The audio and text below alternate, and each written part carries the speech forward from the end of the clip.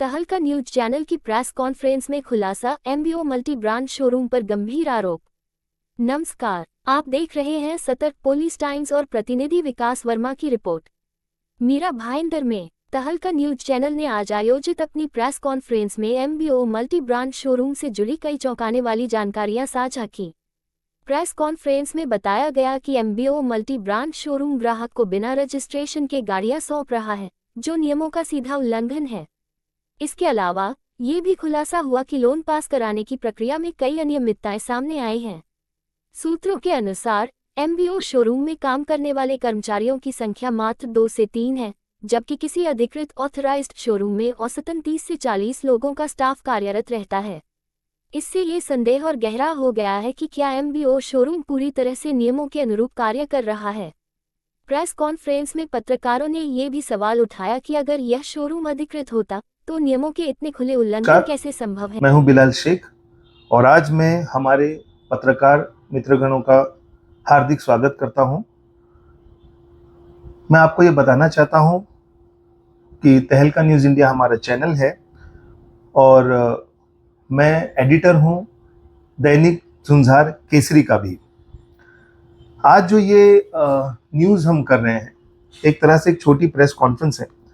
आज हम ये इसलिए कर रहे हैं कि जो multi brand two wheeler outlets हैं वसई विरार पालघर एरिया में, साथ ही साथ मीरा भाईंदर में भी, इनके खिलाफ जो हम वीडियोस, इंफॉर्मेटिव वीडियोस चला रहे थे, लोगों को इनके बारे में अवगत करा रहे थे। इसके बाद एक अच्छा रिस्पांस लोगों की तरफ से मिला है।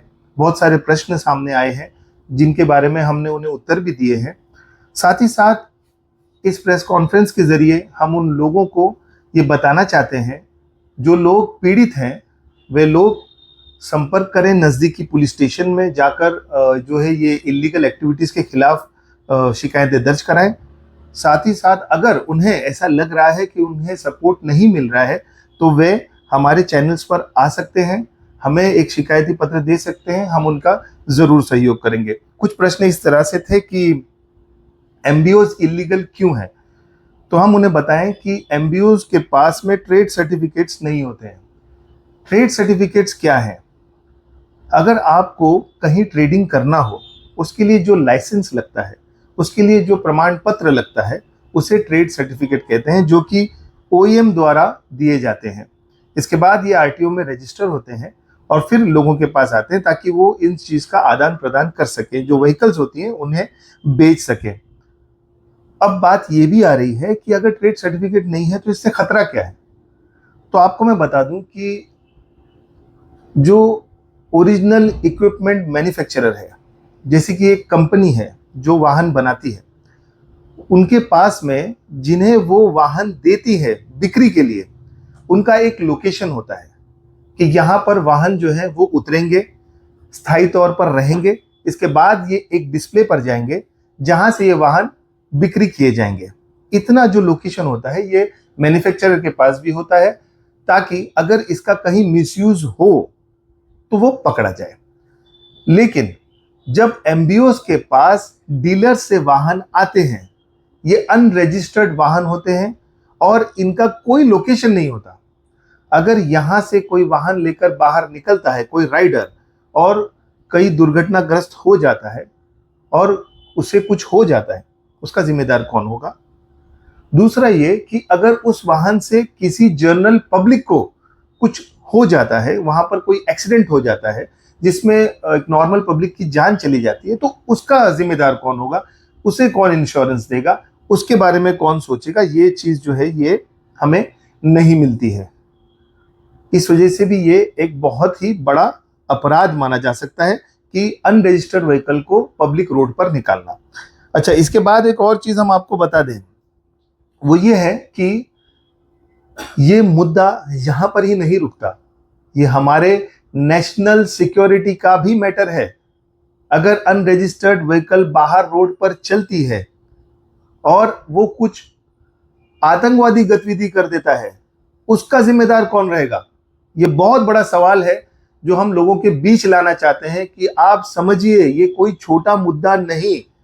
मल्टी ब्रांड जो आउटलेट्स हैं टू व्हीलर के, ये लोग अनरजिस्टर्ड गाड़ी अपने यहाँ पर लाते हैं, डिस्प्ले करते हैं, और कई बार तो ये देखा गया है कि अनरजिस्टर्ड ही बेच भी देते हैं। मतलब उनको कोई रजिस्ट्रेशन नंबर प्लेट नहीं होता, वो बेच देते हैं लोगों को। अब वो बंदा बाहर जाकर क्या करेगा, किसको पता। ये हम सबकी सिक्योरिटी का मैटर है, ये हमारे नेशनल सिक्योरिटी का मैटर है। इस तरह से अगर अनरजिस्टर्ड गाड़ी बाहर निकलती है, वो कुछ भी कर सकता है। तो लोगों ने जब हमें पूछा कि आप इस मुद्दे को इतना क्यों उठा रहे हैं, तो ये उसका जवाब है कि कोई भी मामला अगर हमारे देश से जुड़ा है तो हम जरूर उसे उठाएंगे, चाहे उसके लिए कोई भी तकलीफ उठानी हो। दूसरी बात आपको हम बता दें कि म्युनिसिपल कॉर्पोरेशन से ये कहते हैं कि हमें गुमस्ता सर्टिफिकेट मिलता है, एस्टेब्लिशमेंट सर्टिफिकेट मिलता है। अब उस सर्टिफिकेट के लिए ये क्या लिखते हैं वहां पर, क्या ये न्यू बाइक सेल्स लिखते हैं, न्यू ऑटोमोबाइल सेल्स के बारे में लिखते हैं, अपना बिजनेस क्या बताते हैं और किस हिसाब से इन्हें मिलता है, ये एक जानकारी का विषय है जो अभी हम महानगर पालिकाओं में जो है पत्र दे करके ये जानकारी हासिल करने की कोशिश में है। साथ ही कुछ समय पहले हमने जीएसटी ऑफिस बीकेसी में जाकर वहां भी एक शिकायत दर्ज की थी, जिसके बाद एक कार्रवाई भी हुई थी। उस कार्रवाई के बारे में भी अगले प्रेस कॉन्फ्रेंस में हम सारे खुलासे करेंगे। हम ये बताएंगे कि ये कब से शुरू हुआ, कैसे शुरू हुआ और आगे इसमें क्या क्या चीजें होने वाली है। साथ ही साथ एमबीओस के अंदर जो बड़ा मामला चल रहा है, ये जो पूरा कारनामा चल रहा है, इसके अंदर फाइनेंशियल इंस्टीट्यूशन भी इन्वॉल्व है। फाइनेंशियल इंस्टीट्यूशंस कैसे करते हैं कि जो लोगों के क्रेडिट स्कोर ठीक नहीं होते हैं उन्हें भी लोन दे देते हैं। पेपर्स फोर्ज करते होंगे, बोगस पेपर देते होंगे, बहुत सारी चीजें हो सकती है। तो फाइनेंशियल इंस्टीट्यूशन कहीं ना कहीं इसमें भी इन्वॉल्व है। इस पर भी सारे खुलासे हम करने जा रहे हैं। अब एक बात और हो रही है कि एक मामला वसई विरार में हुआ था जहां आरटीओ ने एक बड़ी कार्रवाई की थी।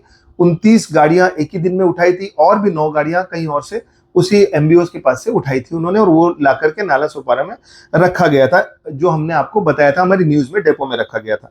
वहां उन्हें धमकियां दी गई थी एमबीओस के खिलाफ कि हम सुसाइड कर लेंगे या इस तरीके से पेट्रोल डाल देंगे। ऐसी बहुत सारी बातें वहां पर हुई थी। जानना यह था हमें कि क्या आरटीओ ने उस खिलाफ में कुछ कार्रवाई की है। जब हमने ये बात ओरली पूछी है, अनऑफिशियली हमने जब बात ये पूछी ओरली कि सर आपने कुछ किया है क्या, तो हमें कोई ठीक सटीक जवाब नहीं मिला। इस पर भी हम अभी जो है पत्र व्यवहार करेंगे और जानेंगे कि उस दिन जो हुआ था उसके ऊपर आरटीओ ने क्या कार्रवाई की है। ये भी हम आपके सामने जरूर लाएंगे। कि एक और सवाल हमारे सामने ये आया कि एमबीओज ये कहते हैं कि अगर हम बंद हुए तो बहुत सारे जो फैमिलीज हैं, उनके बच्चे हमारे यहाँ काम कर रहे हैं, वे लोग जॉबलेस हो जाएंगे, अपने काम से उन्हें निकाल दिया जाएगा, तो फिर वे कहाँ जाएंगे। आपको ये बात बता दें कि एक एमबीओ जो होता है वो एक छोटा यूनिट है जिसमें लगभग मेरे ख्याल से 5-7 लोग 8 लोग काम करते होंगे, लेकिन एक ऑथराइज्ड डीलर जो होता है उसके यहाँ करीब 40-50 लोग काम करते हैं। आप मुझे एक बात बताइए कि अगर चोरी कोई कर रहा है और वो कहे कि अगर यार ये चोरी बंद हो जाए तो हमारे जो 4-5 चोर हैं, ये लोगों का जो है वो काम चला जाएगा, या चोरी बंद करेंगे तो चोरी में जो सहायक है उन लोगों का नौकरी चली जाएगी, तो क्या इस वजह से चोरी को वैलिड करार दिया जाए। हमारा मानना सिर्फ इतना है और हम ये कहते हैं कि आप लोग अगर ट्रेड सर्टिफिकेट लेकर सही ढंग से, लीगल ढंग से अगर काम करना चाहते हैं तो आप काम कीजिए, लेकिन जहां कहीं भी देश का सवाल आएगा, फिर एक बार कहता हूं, जहां कहीं भी नेशनल सिक्योरिटी का सवाल आएगा, जहां कहीं भी पब्लिक लाइफ को एंडेंजर करने का सवाल आएगा, वहां हम आवाज जरूर उठाएंगे। तहलका न्यूज इंडिया के साथ साथ आज और पत्रकार हमारे मित्र जुड़ गए हैं। अब ये काफिला और बढ़ता रहेगा और इल्लीगल, अवैध मल्टी ब्रांड 2 व्हीलर आउटलेट्स को बंद करा के रहेगा, क्योंकि इन लोगों ने कहा है कि हम बंद नहीं होंगे। देखना ये रहेगा अब आगे कि ये बंद होते हैं या नहीं। हम हमारी आवाज बुलंद करते रहेंगे हमारे साथियों के साथ। और अब MH48 पालघर आरटीओ के बाद हम यहाँ आए हैं मीरा भाईंदर आरटीओ में।